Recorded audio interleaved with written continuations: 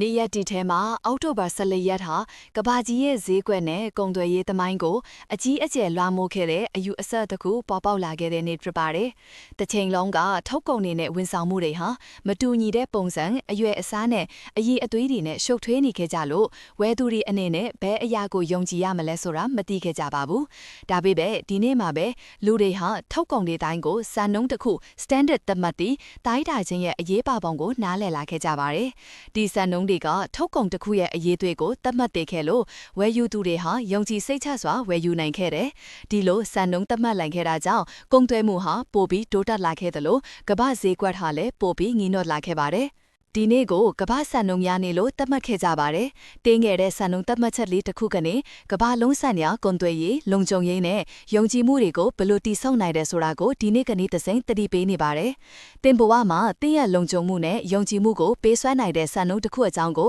မှတ်ချက်မှာပြောပြခဲ့အောင်နော်။